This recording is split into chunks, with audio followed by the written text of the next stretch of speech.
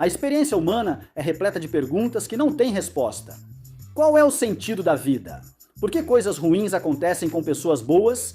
O que acontece depois que morremos? Mas nenhuma pergunta confundiu tanto a nossa espécie quanto a que estamos abordando hoje. Quantas lambidas são necessárias para chegar ao centro de um Tootsie Pop?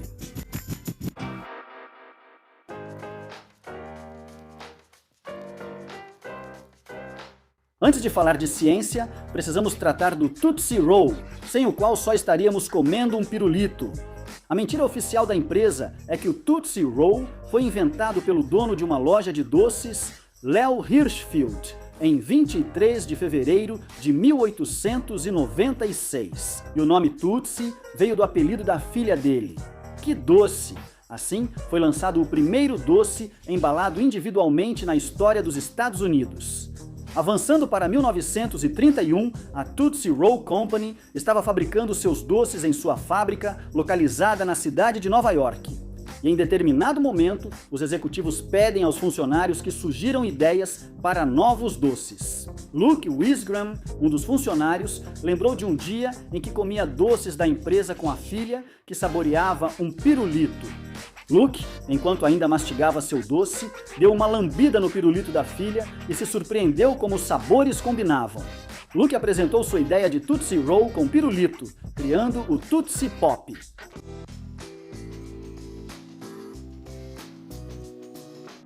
O primeiro sabor lançado foi chocolate, um pirulito com Tootsie Roll de chocolate no centro. Se você considerar que o pirulito da filha do Luke também era de chocolate, isso acaba tirando um pouco da graça dessa origem, não acha? Tipo, um cara percebeu que chocolate combina com chocolate? Que descoberta! Com certeza o mundo nunca mais será o mesmo, mas, de certa forma, não foi mesmo. Apesar, ou talvez por causa do lançamento do doce, apenas um ano após o fim oficial da Grande Depressão, em 1931, eles foram um sucesso imediato.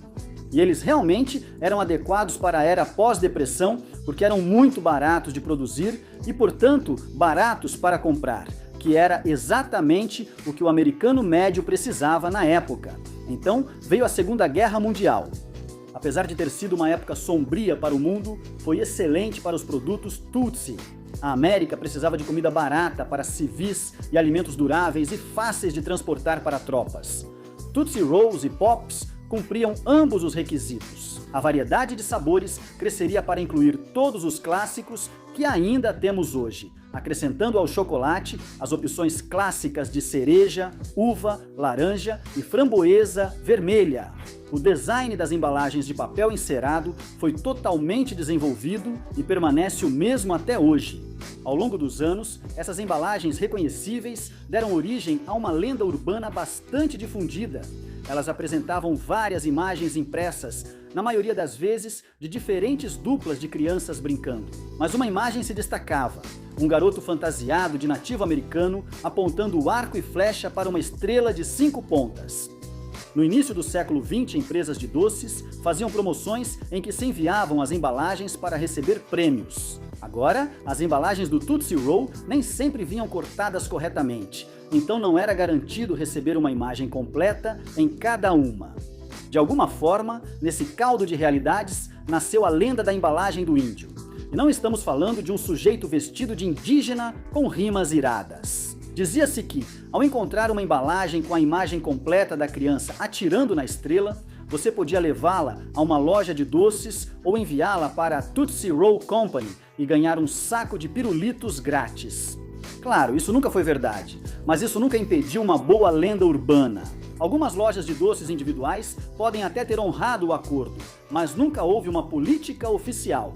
A própria empresa Tootsie Roll, que na época já havia sido rebatizada como Tootsie Roll Industries, finalmente abordou os rumores em 1994, de certa forma, quando começou a enviar por correio um conto chamado A Lenda da Embalagem do Índio para qualquer pessoa que enviasse uma.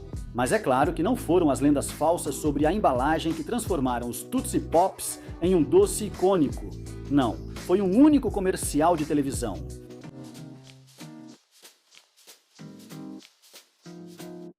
O ano é 1969. A chegada do homem à lua, os protestos de Stonewall, o festival de música de Woodstock e, talvez de forma mais impactante, a introdução da pergunta que atormentaria a humanidade para sempre. Quantas lambidas são necessárias para chegar ao centro de um Tootsie Pop? A história começa no ano anterior, quando a Tootsie Roll Industries contratou a agência Donner de Detroit para criar uma nova campanha. Os profissionais de marketing perceberam uma tendência entre consumidores de Tootsie Pop, algo familiar para quem já comeu um. Ou seja, em algum momento todo mundo morde o pirulito. Vamos lá, crianças! Por sua própria natureza, um Tootsie Pop passa de um doce que você chupa para um doce que você mastiga. Mas quando exatamente essa mudança acontece?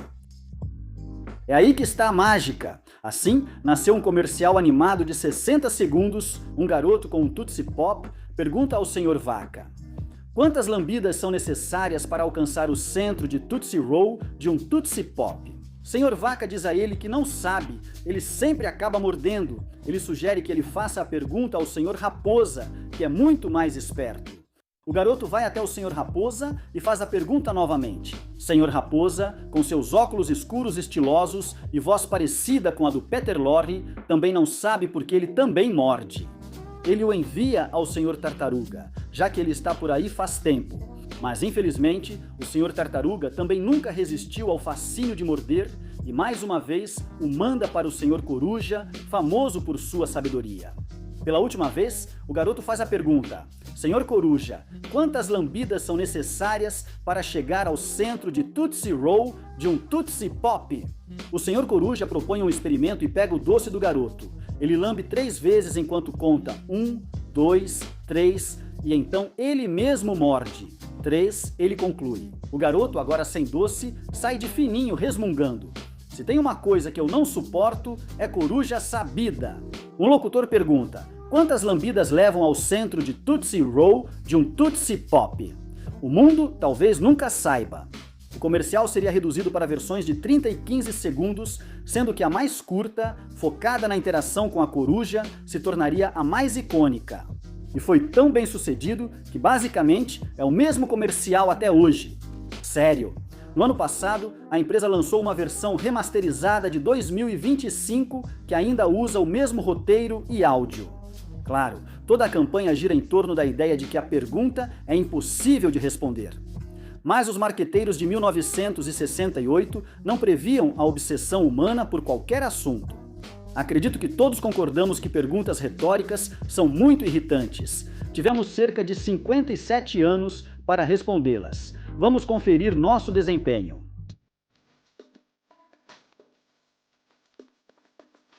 O site da corporação Tootsie cita 4 estudos oficiais. Vamos começar por eles. 3 desses estudos não estão disponíveis completos online gratuitamente. Ninguém aqui é feito de dinheiro. Então, teremos que confiar na palavra da Tootsie sobre os resultados. Em 1996, alunos da Swarthmore Junior High School fizeram um experimento, talvez não totalmente rigoroso cientificamente.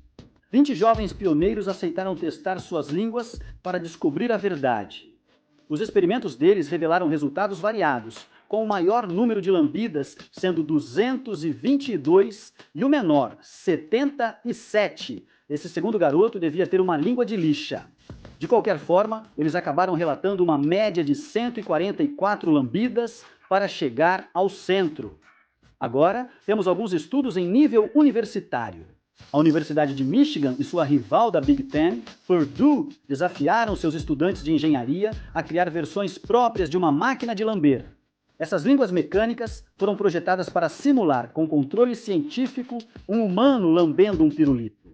Embora os estudos oficiais sejam difíceis de encontrar, é possível rastrear referências a eles que datam de 2010.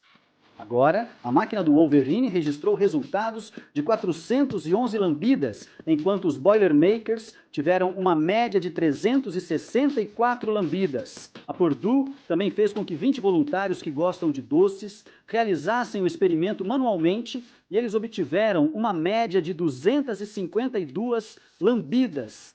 Isso mostra uma diferença de quase 30% entre os resultados humanos e mecânicos. Então, assim como John Henry, os humanos parecem chegar ao centro muito mais rápido do que seus equivalentes robóticos. Parece que simplesmente não dá para simular nosso entusiasmo por doces. A variação nos resultados desses testes inspirou outros a tentar também.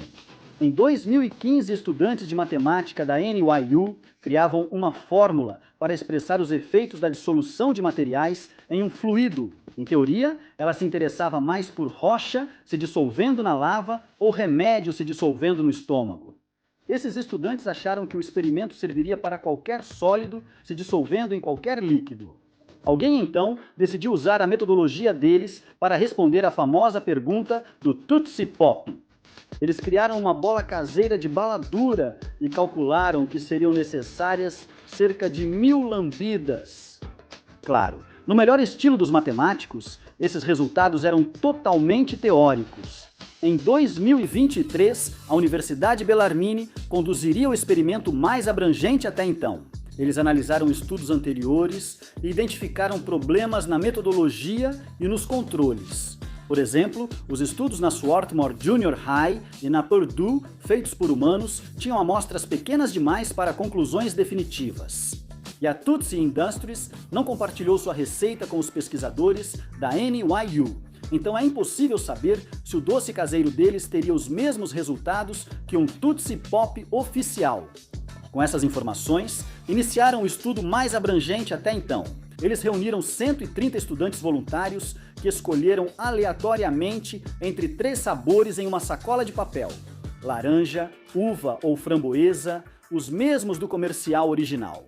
Cada um registraria os resultados do experimento e informações pessoais, como gênero, horário do consumo e horário da última refeição. Eles também anotaram o número de lambidas e o tempo para chegar ao centro, e o experimento gerou vários resultados interessantes. Por exemplo, participantes do sexo masculino, em média, concluíram o experimento mais rápido e com menos lambidas que as colegas do sexo feminino.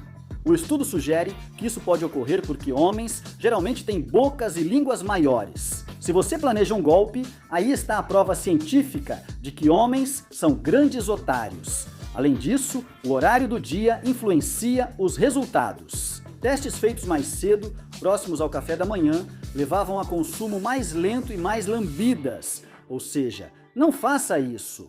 Evite fazer experimentos com Tootsie Pop de estômago cheio. No final, a média declarada por eles foi de 175 lambidas, com uma variação de 148 a 198 lambidas entre o grupo de teste. Além disso, o tempo médio foi de cerca de 14 minutos. As diferenças nos resultados mostraram que os participantes comeram o sabor laranja mais rápido e com menos lambidas. Ficou feliz por termos compartilhado essa informação com você?